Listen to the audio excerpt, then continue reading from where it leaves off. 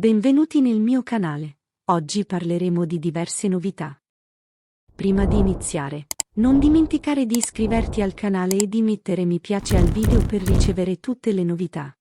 Vaccino: 3 dosi ogni 10 anni per questi lavoratori. Per alcuni lavoratori ci sono dei vaccini obbligatori da dover fare per garantire la prevenzione e la sicurezza negli ambienti di lavoro. Per alcune categorie particolari il vaccino da fare inderogabilmente è quello dell'antitetanica. Vediamo nel dettaglio quali sono i lavoratori tenuti a vaccinarsi contro il tetano. Vaccino tetano obbligatorio per quali lavoratori?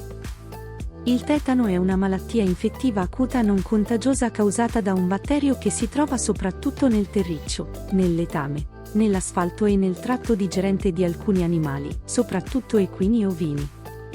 Per questo motivo alcuni lavoratori sono più inclini di altri a contrarlo.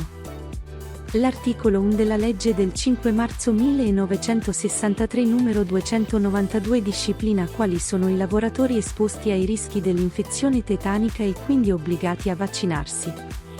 Lavoratori agricoli, pastori, allevatori di bestiame, conciatori, fantini e stallieri, sorveglianti e addetti ai lavori di sistemazione e preparazione delle piste negli ippodromi, spazzini, cantonieri, e stradini, sterratori, minatori, fornaciai, asfaltisti, operai e manovali addetti alla edilizia e delle ferrovie, stracivendoli, operai addetti alla manipolazione delle immondizie e alla fabbricazione della carta e dei cartoni, lavoratori del legno, metallurgi, metalmeccani, sportivi.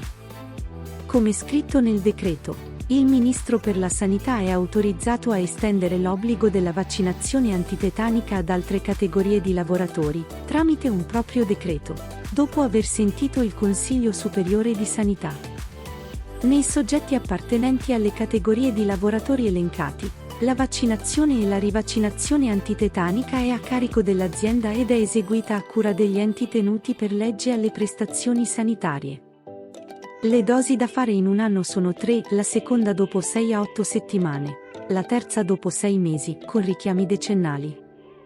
Bonus 150 euro ottobre 2023, nuova data a credito INPS. Bonus 150 euro. In questi giorni INPS è a lavoro per recuperare i pagamenti rimasti in sospeso. Stiamo parlando anche del bonus anti-inflazione introdotto dal governo Draghi l'anno scorso e che ad alcuni percettori INPS sta provvedendo a erogare ora. Ma non solo, l'istituto, infatti, sta liquidando anche il contributo che spetta alle famiglie con figli disabili a carico. Il contributo non spetta a una platea vastissima di percettori. Ne hanno diritto solo i genitori disoccupati o monoreddito facenti parte di nuclei familiari monoparentali con figli a carico con disabilità riconosciuta in misura non inferiore al 60% e che abbiano un ISEE non superiore a 3.000 euro. A erogare il pagamento è INPS, che non liquida la prestazione a tutti i beneficiari nello stesso giorno. L'istituto infatti non segue un calendario fisso per erogare le sue prestazioni, pertanto le date possono variare da percettore a percettore.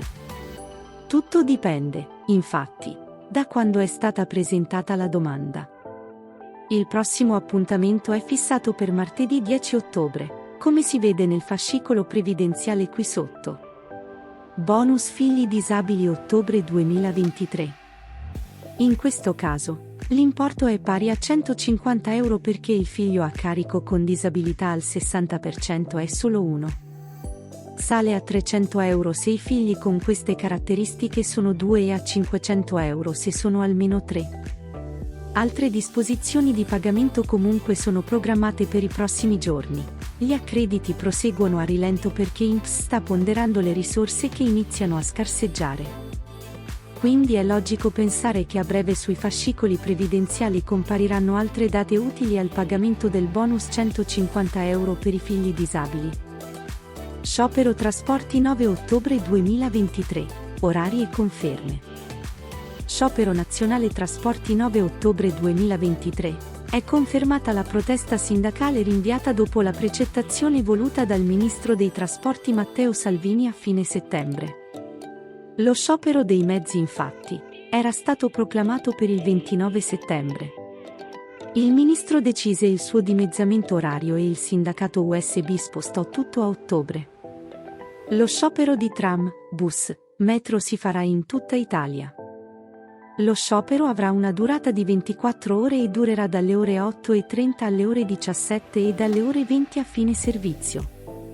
Sono questi gli orari indicativi, che possono variare di poco in alcuni territori.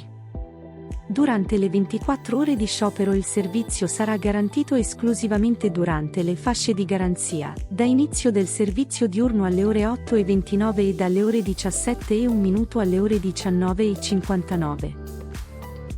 Sanità privata, aumenti da 118 a 301 euro, firmato rinnovo CCNL. Sanità privata, firmata il 3 ottobre l'intesa per il superamento del contratto collettivo nazionale di lavoro AIOP-RSA, che coinvolge il personale dipendente delle RSA e delle altre strutture residenziali e socioassistenziali dell'Associazione Italiana Ospedalità Privata. Ma intanto martedì 3 ottobre è stata firmato l'accordo ponte da CGIL, CISL, UIL, UGL e FIALS. Nell'intesa sono stati inseriti 4 punti salienti. Aumenti tabellari mensili dai 118 ai 301 euro in rapporto alla professione inquadramento con le competenze del mese di ottobre. Una maggiorazione del 15% della quota oraria notturna non legata più al minimo di notti effettuate. Nuovo superminimo non inferiore a 40 euro mensili per i lavoratori assunti prima del 2012 che diventa non assorbibile. Premio di anzianità pari a 40 euro mensili per 13 mensilità per chi ha maturato già 10 anni di anzianità nella stessa azienda o gruppo. Inoltre, i tempi di vestizione sono stati fissati in 15 minuti. È migliorata la casistica per ricorrere ai tempi determinati ed è stato preso l'impegno di rivedere l'istituto della malattia. Infine, è stato richiesto di demandare alla contrattazione aziendale un nuovo premio di produttività annuale.